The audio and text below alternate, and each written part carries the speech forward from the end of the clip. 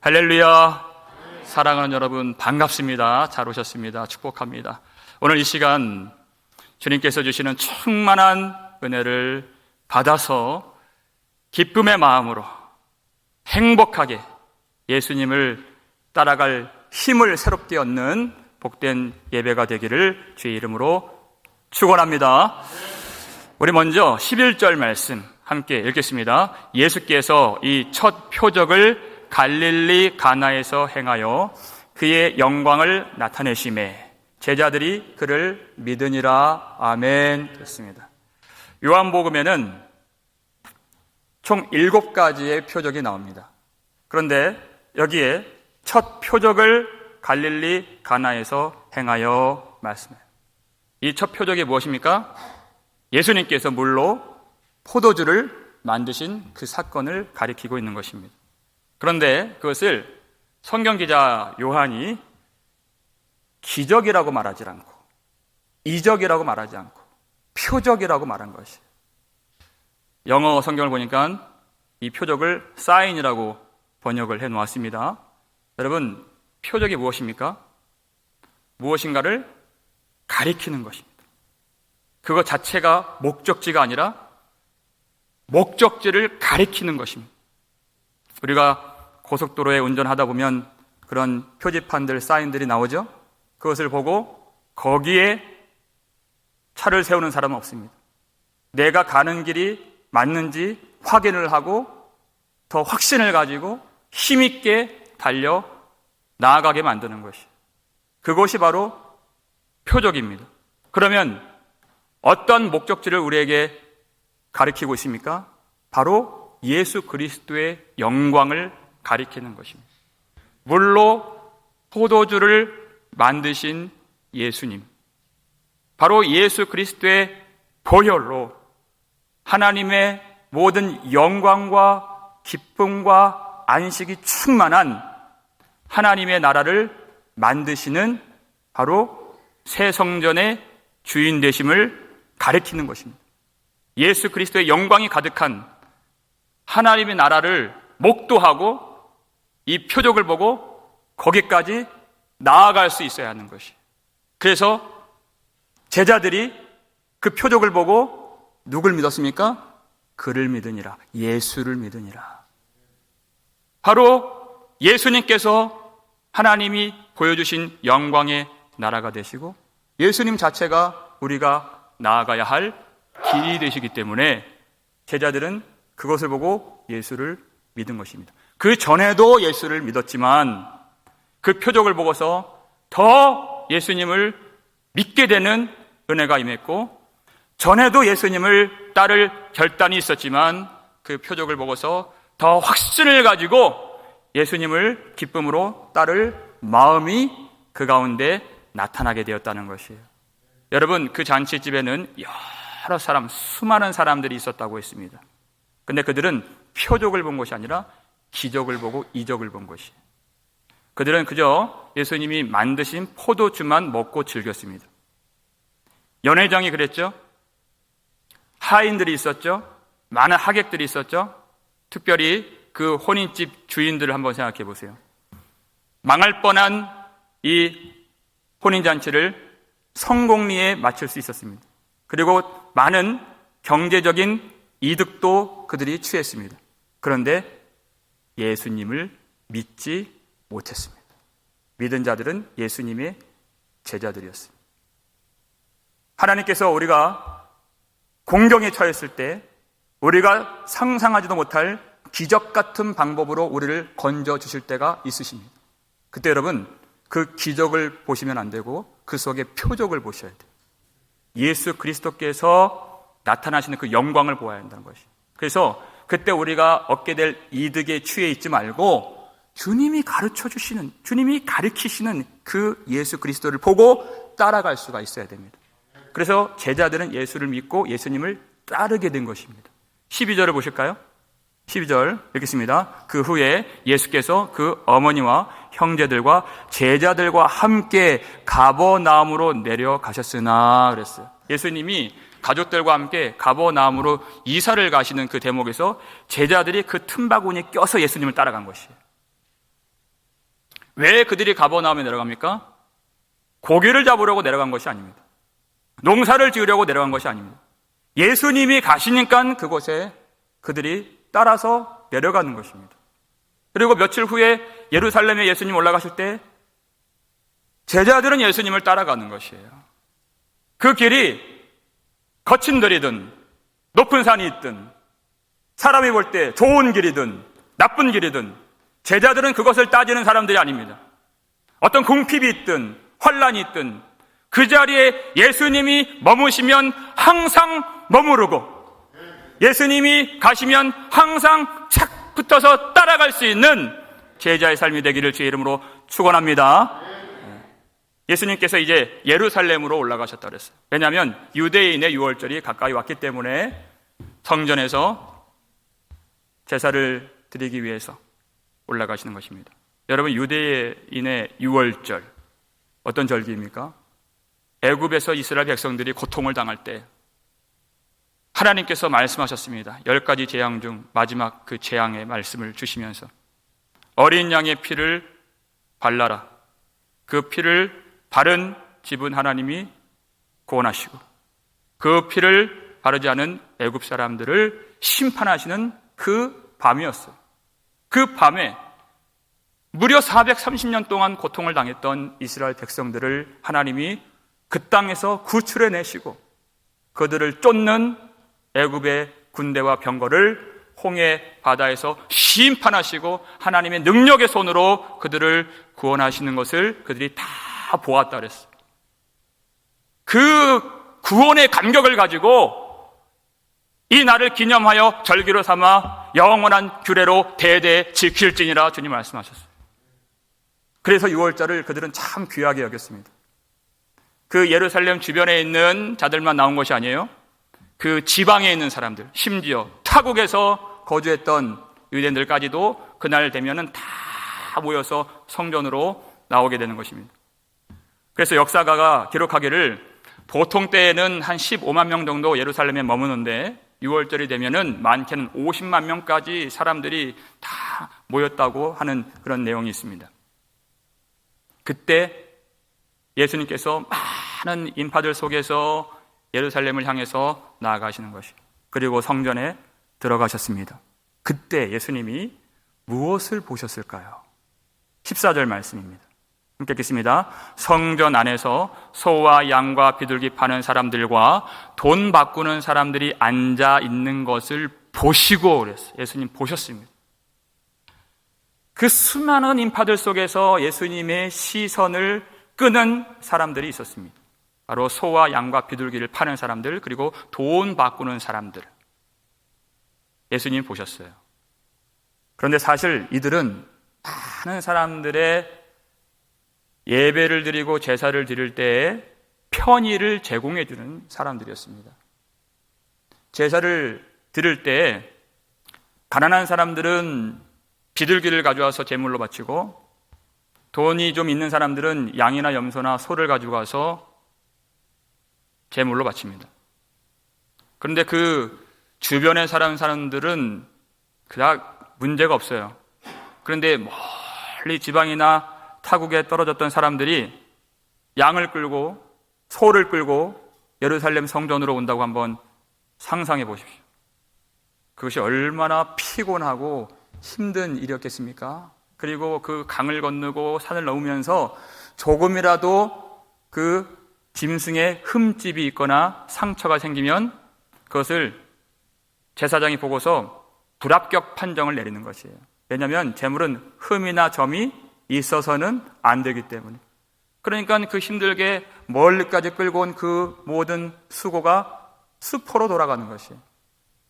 그런데 그 짐승을 파는 장사들이 얼마나 예배하는 자들의 편의를 제공해 주겠습니까? 참 몸만 달랑 와서 돈만 내면 그 짐승을 사서 예배를 드릴 수가 있는 것이에요.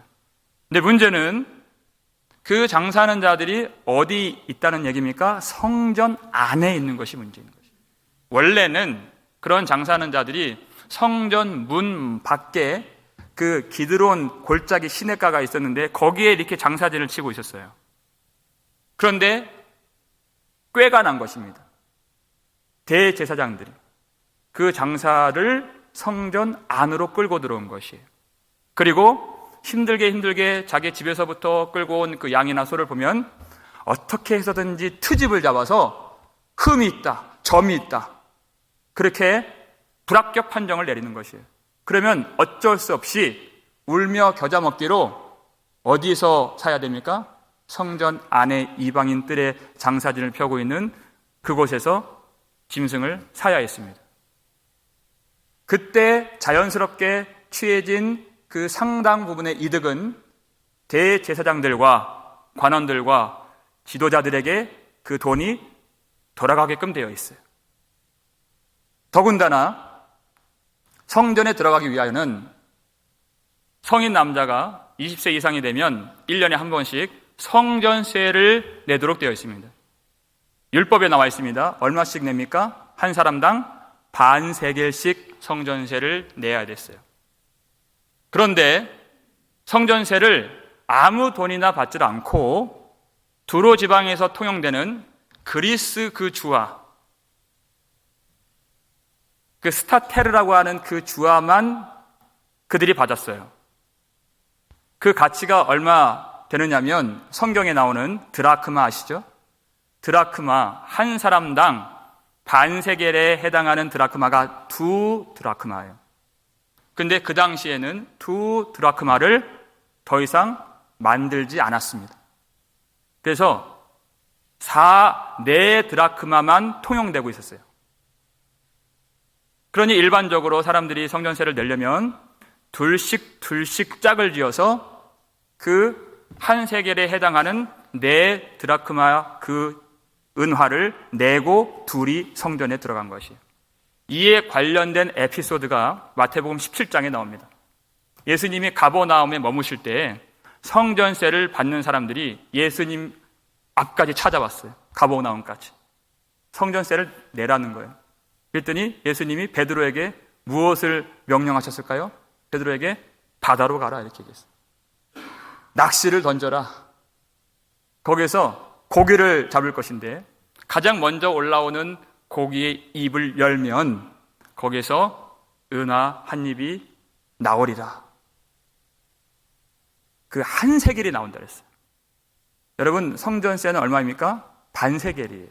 그러니까 이 한 세겔이 나오면 예수님이 그것을 가지고 나와 너를 위하여 주라 이렇게 말씀합니다. 그래서 베드로가 낚시를 하고 고기를 잡아서 열어보니까 정말 한 세겔 그 은화가 나오는 거예요.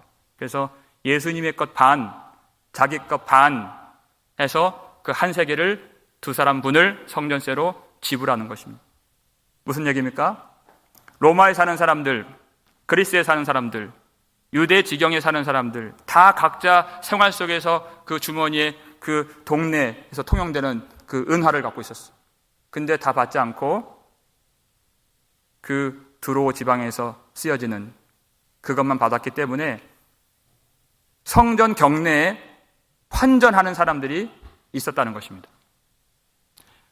그런데 그들이 돈을 바꿔줄 때 상식적으로 얼마간의 수수료를 취하는 것은 우리가 충분히 납득할 수가 있습니다. 그런데 그 정도의 수수료가 아니라 점점점 그것이 불어나고 그 환율이 불어나서 말도 안 되는 폭리를 누가 가져갑니까? 그 배후에서 그 일을 조정하고 있는 대제사장들과 관원들과 지도자들이 취하고 있었다는 것이. 그래서 예수님이 복음서에서 여러 번 돈을 사랑하지 말라. 너희가 하나님과 재물을 겸하여 섬길 수 없느니라.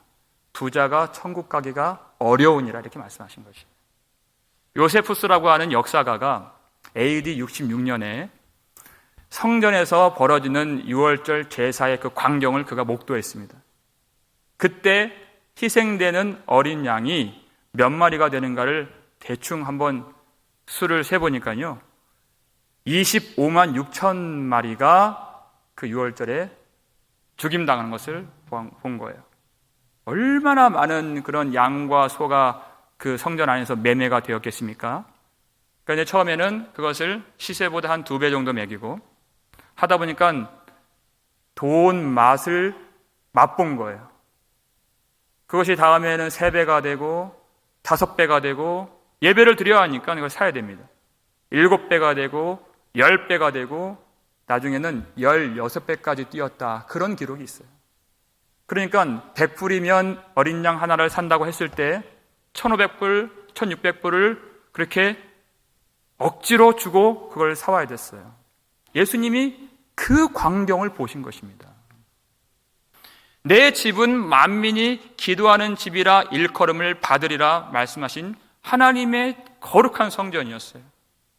그러면 사람들이 그렇게 거룩하게 기도하는 그 거룩한 향내가 올라가야 할 그런 성전인데 수많은 짐승의 그 오물들 냄새보다도 더 고약하고 지독한 돈의 욕심으로 찌든 지도자들의 그 썩은 내가 진동하는 성전의 모습을 주님이 보셨다는 것이에요.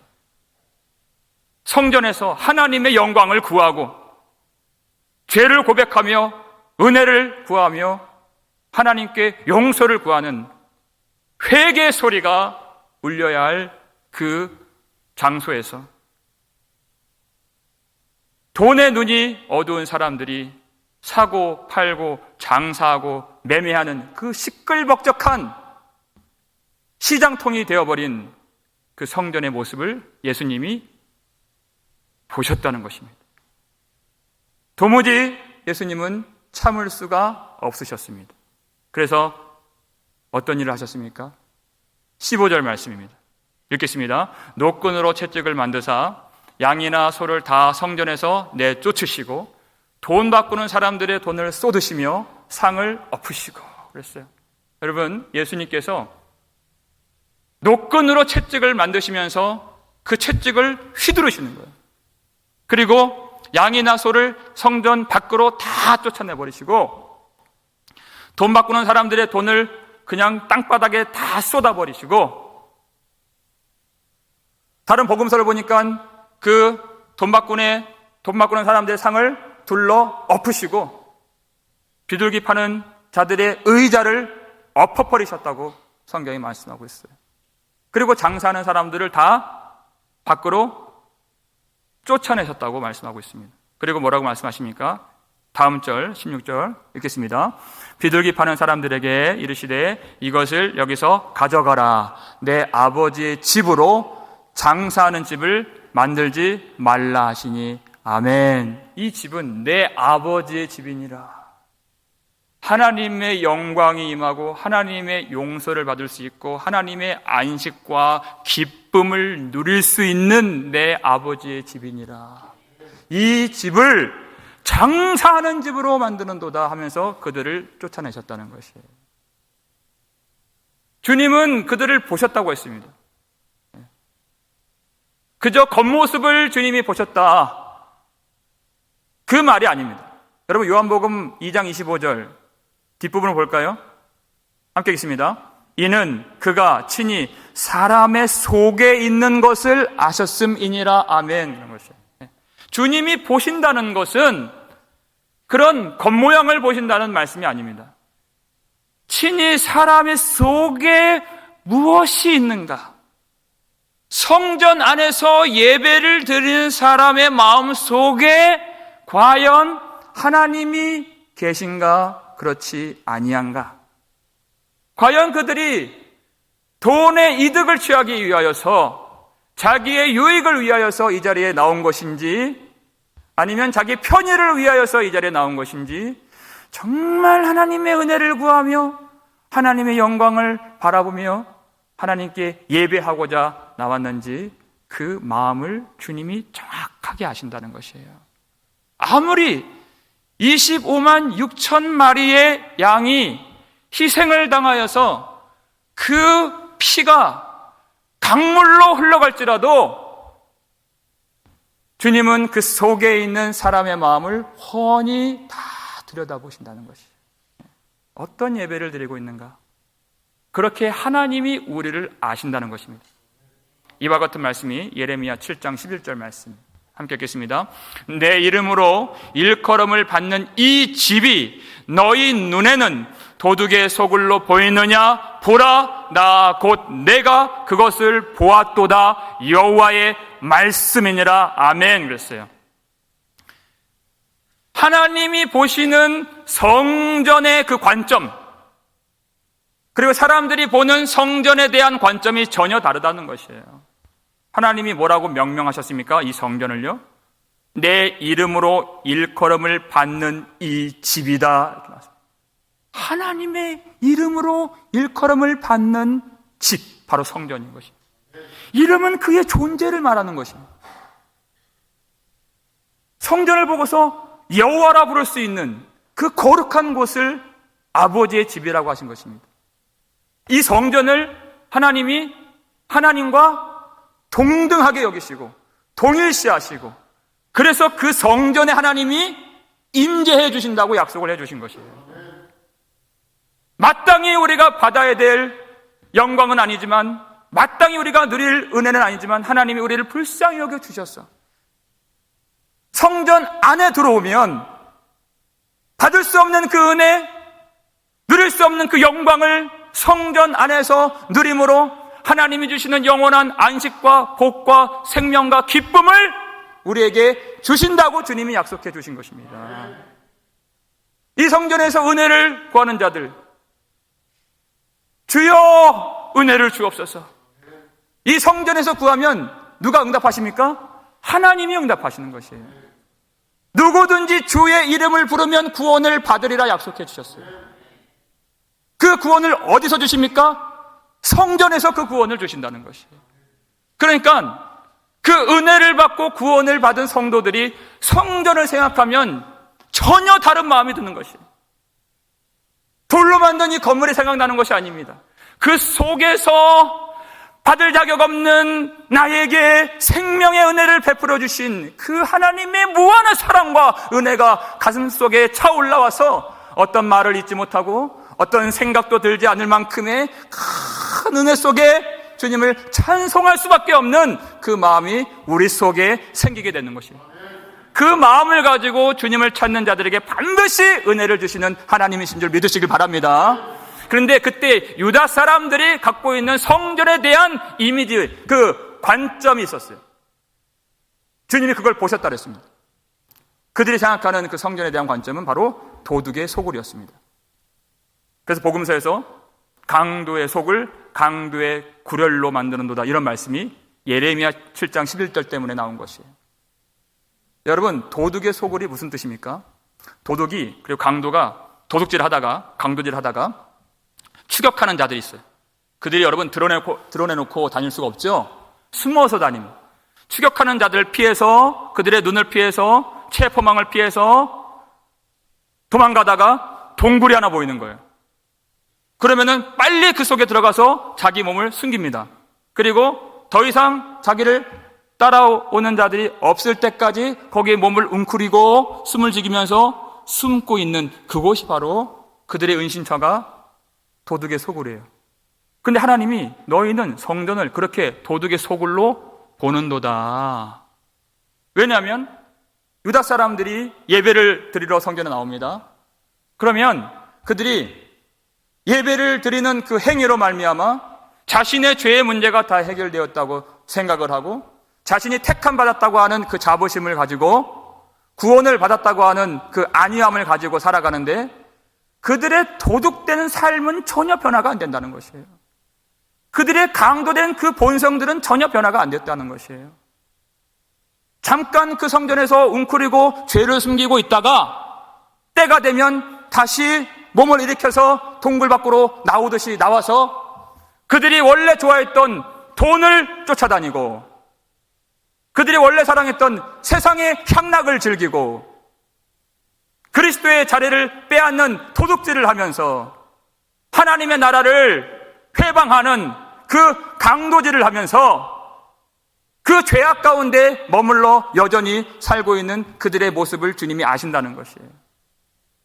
이 성전 안에 참으로 회개하고 그 죄를 버리고 주님의 은혜를 구하는 것이 아니고 하나님께 관심이 없습니다. 하나님을 사랑하지 않습니다. 하나님이 주신 은혜를 그들이 악용하고 자기가 안위 받는 데에만 이용을 한다는 것이에요. 예수 그리스도의 보혈로 내 죄가 씻김 받았다, 구원 받았다 하면서 참으로 회개하지 않고 모든 죄를 구원 받았다는 그 안위함 속에서 더 죄를 짓고 더 세상으로 나아가고 더 흉악한 일에 가담하는 모습들을 주님이 다 보았노라. 보라, 내가 그것을 보았도다. 이렇게 말씀하신 것이에요. 주님의 마음, 이 거룩한 전, 아버지의 이름으로 일컬음을 받고 참으로 예배하는 자들에게 구원의 은총이 부어지는 이 집을 그저 자신의 죄를 숨기는 은신처로만 여기고 도둑의 소굴로, 강도의 구렬로 만드는 사람들을 보실 때 여러분 그때 주님의 마음이 어떠하셨겠습니까? 우리는 예수님이 참 인자한 분이셔서 부드럽게 말씀해 주시는 것을 기대해요. 우리를 사랑해 주신다는 그 말씀을 우리는 좋아합니다. 그리고 그 넓은 가슴으로 우리를 안아주시고 품어주시는 그 사랑 많으신 예수님을 참 우리가 소망해요. 그런데 오늘 이 성경 본문에는 예수님이 채찍을 휘두르시는 것입니다. 여러분, 성숙한 믿음을 가진 성도들은 예수님이 왜 이렇게 행하셨는가를 충분히 이해할 수 있어야 됩니다. 정말 예수님은 사랑이 많으시죠. 정말 예수님은 인자함이 정말 무궁하시죠. 그 사랑 때문에 우리를 위하여 십자가에서 당신의 피를 다 쏟으실 정도로 그렇게 우리를 사랑하시는 분이 우리 예수님이십니다. 그런데 그 생명의 원천 되시고 사랑의 무한하신 복의 근원 되신 예수님께서 어떤 사람에게는 화 있을진저 이렇게 말씀하세요. 복의 근원 되신 예수님이세요. 어떤 사람에게는 독사의 자식들아 이렇게 말씀하시는 거예요. 어떤 때에는 주님이 그 분노한 가운데 채찍을 휘두르시고 어떤 때는 마음이 너무 답답하셔서 울 때도 있으신 분이 우리 주님이십니다. 하나님의 백성들은 예수님의 마음을 헤아릴 수 있어야 돼요. 수많은 이 시대의 교회를 다니는 사람들이 자기가 듣고 싶어하는 말씀이 있어요. 그 부드럽게 들려주시는 주님의 음성을 기대합니다. 그리고 주님께서 분노하시면서 채찍을 휘두르시고 회개케 하시고 심판하신다고 하시고 성전에서 쫓아내신다 하시는 그런 말씀들에 대해서는 그들이 마음이 열리지 않아요. 귀를 막습니다. 여러분, 이 말씀을 내가 그것을 취하고 내가 선택하면 예수님이 말씀을 전해주시는 주인이십니까? 내가 주인입니까? 내가 주인 되었다는 것이에요. 내가 예수님의 자리를 차지하니까 내가 도둑이 되는 것이에요.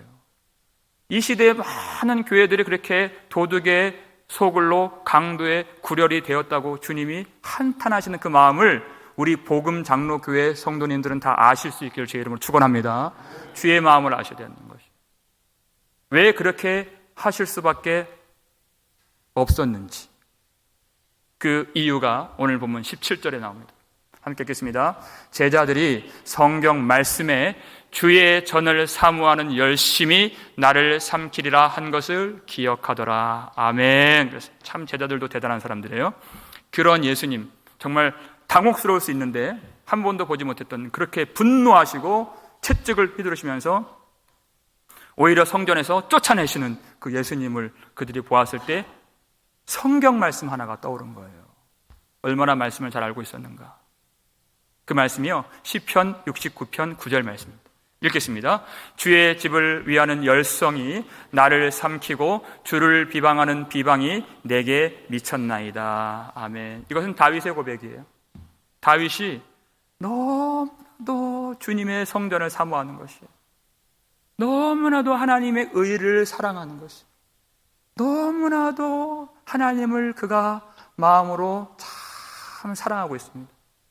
그런데 그 사랑하는 그 열성 때문에 나에게 비방이 찾아오고 고난이 찾아오고 핍박이 찾아왔다는 것이에요. 주님을 그렇게 사랑하는데 세상 사람들은 그것을 인정해 주질 않아요. 오히려 세상은 우리에게 이렇게 얘기를 합니다. 하나님을 사랑하는 그 사랑과 믿음을 버리라. 그러면 너희에게 편의를 제공해 주리라 이렇게 얘기하죠. 하나님을 사랑하는 그 열심을 버리라. 그러면 세상의 만국의 영광을 너에게 주리라. 예수님이 사탄에게 시험 받으셨던 것처럼 그렇게 우리를 유혹하는 것이에요. 하나님을 진정으로 따르는 그 믿음과 예배를 버리라. 그러면 세상의 형통을 주리라. 이러한 순간들이 얼마나 많이 있습니까? 그런데 다윗은 그러한 요구에 굴복하지 않고 정말 그 고난 가운데서도 주님을 사랑하는 그 열심이 자기를 삼키고 핍박을 받고 지금 죽음의 눈앞에 있는데도 불구하고 그 사랑이 그 모든 환경을 이기는 것을 그가 경험하는 것입니다. 주님이 지금 이러한 처지에 지금 놓여 계신 것입니다. 지금 채찍을 휘두르면서 성전에서 봉사하는 레인이 2만 명이 넘었습니다. 얼마나 많은 사람들이 그 밥줄이 거기에 달려 있습니까? 그 이후에 여러분 마태복음, 마가복음 본문을 보니까 마가복음 11장 18절 보니까 예수님께서 성전에서 그렇게 채찍을 휘두르시는 그 사건, 그것을 그들이 듣고 예수를 어떻게 죽일까 꾀하니 이런 말씀이 나와요.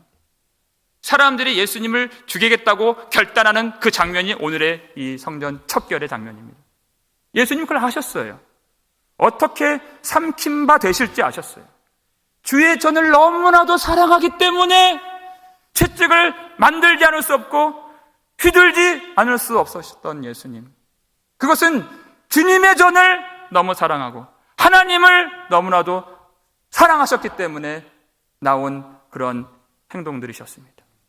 어떠한 미움을 받고 사람들이 어떻게 핍박을 하고 결국 어떠한 죽음에 처하며 내 삶이 어떻게 낮아지고 어떻게 그 열심 때문에 삼킨 바 될지를 주님이 정확하게 아셨지만 주님의 전을 사모하는 그 열심이 더 그것이 크게 일어나서 어떠한 소리도 어떠한 상황도 전혀 보이질 않고 그 성전을 새롭게 하시고 그 성전을 통해서 오고 오는 많은 주의 백성들이 하나님의 영광과 은혜와 구속함을 충만하게 누릴 수 있도록 그 일을 하지 않을 수 없으셨던 것입니다.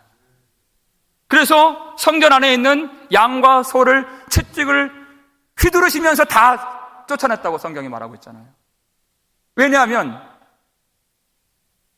역사가가 기록한 대로 수만 마리의 그 소가 거기서 들여치고 수십만 마리의 양이 피를 흘리며 죽는다 하여도 도둑되고 강도된 우리의 죄를 그것으로 깨끗하게 할 수 없기 때문에 예수님이 6월절에 어린 양이 되셔서 십자가에서 죽으시는 그 피를 우리 대신 흘려주시기 위하여서 우리의 죄를 씻을 수 없는 양과 소를 다 밖으로 쫓아내주신 것입니다. 그 옛 성전에서는 이루어질 수 없는 영원한 그리고 단번에 제사를 십자가에서 들으심으로써 우리는 받을 자격이 없지만 하나님이 예수 그리스도를 보시고 우리를 불쌍히 여기셨을 때 주시는 한없는 은혜와 영광과 복과 사랑을 충만하게 부어주시기 위하여서 예수님은 십자가에서 죽으시고 피 흘리시고 부활하셨습니다. 그리고 성령으로 우리 속에 들어오신 것이. 그래서 이제는 우리가 하나님의 집이 되었습니다. 이 건물이 아니라 우리가 하나님의 영광의 집이요 참 성전이 된 것입니다. 예수님이 우리 속에 들어오시고 예수님과 하나가 되었기 때문에 예수님께서 당신이 삼킨 바 되실지라도 우리를 사랑하시는 마음 때문에 십자가를 마다하지 않으시고 그 죽음보다 큰 사랑으로 만드신 이 교회와 예배를 참 참으로 사랑할 수 있기를 주의 이름으로 축원합니다. 얼마나 귀한 예배입니까, 여러분? 이제는 주님 앞에 나올 때 우리가 더 이상 돈을 바꿀 필요가 없습니다. 짐승들을 끌고 올 필요도 없고 성전에서 북적북적 그것을 매매할 필요도 없어요. 주님이 다 와라, 다 와라. 누구를 부르셨습니까? 이사야서 55장 1절, 우리 마지막으로 이 말씀 읽겠습니다. 오호라, 너희 모든 목마른 자들아 물로 나오라. 돈 없는 자도 오라. 너희는 와서 사 먹되 돈 없이 값 없이 와서 포도주와 젖을 사라. 아멘, 할렐루야. 오라, 너희 모든 목마른 자들아 물로 나오라는 것이에요. 주님께 다른 거 다 필요 없고 그 목마른 심령 하나만 가지고 나오라는 것이에요. 하나님의 성전, 참된 성전 예수 그리스도 안에서 받을 하나님의 은혜를 구하는 마음만 가지고 주여, 내게 그 은혜가 필요합니다. 주님, 그 갈급한 심령만 가지고 그 생수 되시는 예수님 앞에 나오라는 것이에요. 그리고 돈 없는 자도 오라 말씀하세요. 돈 없이 값 없이 와서 그 영원한 기쁨을 말하는 그 포도주와 그 안식의 젖을 사 먹으라 주님 말씀하신 것입니다. 여러분, 돈 없이 값 없이 오라는 말씀이 무엇입니까? 예수님이 십자가에서 흘리신 피로 그 값을 다 치러 주셨다는 것입니다. 예수님은 우리의 생명의 값이 되신 속전이 되십니다. 예수님이 속전이 되셔서 우리가 값없이 그냥 목마름만 가지고 주님의 은혜를 구하면 언제든지 어디서든지 주님이 우리를 만나주시고 우리의 예배를 받으시고 한없는 은혜와 위로와 생명과 능력을 부어주시는 줄 믿습니다.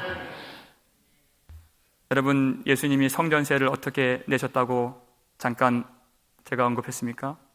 예수님이 베드로에게 바다로 나가서 낚시를 던지라 그랬어요. 거기서 무엇을 발견해요?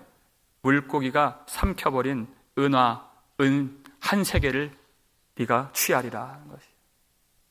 그러니까 그 한 세겔은 두 사람이 들어갈 수 있는 성전세를 말하는 것입니다. 그래서 그것을 가지고 예수님의 성전세와 베드로의 성전세를 다 지불해서 성전에 들어갈 수가 있게 된 것이에요. 베드로의 능력으로 그 고기를 잡은 것이 아닙니다. 예수님께서 삼킨 바 되셨던 그 은혜, 내가 그 성전세를 마련할 수 있는 능력 있는 사람이 아닙니다. 내 지혜가 아니고 내 노력이 아니고 내 열심이 아니고 내 공로가 아닌 우리의 속전이 되어주시고 우리 위해서 삼킨 바 되셨던 예수 그리스도의 은혜로 말미암아 예수 그리스도와 하나가 되어서 예수 그리스도와 이 교회를 통해 한 몸이 되어서 우리가 한 세겔이 되어서 하나님의 성전 영원한 나라로 들어감을 허락받은 줄 믿으시길 바랍니다. 이 은혜가 우리 가운데 있는 것이에요. 그래서 예수님이 주의 전을 사모하는 그 열심이 우리 속에 그대로 임하였어. 정말 하나님이 생명보다 더 귀하신 그 은혜로 만들어주신 이 교회와 예배를 사랑하는 저와 여러분 되시기를 주의 이름으로 축원합니다. 그 믿음을 가지고 우리의 마음의 성전이 날마다 그리스도의 보혈로 십자가로 깨끗하여져서 새롭게 척결되어 주님만 모시고 주님을 사랑하는 그 마음 성전이 되기를 주의 이름으로 축복합니다. 날마다 그리고 영원토록 주의 성전에 머무르면서 주님을 착부터 따라가면서 주님이 주시는 은혜와 영광과 복과 생명을 충만하게 누리는 저와 여러분 되시기를 주의 이름으로 축원합니다.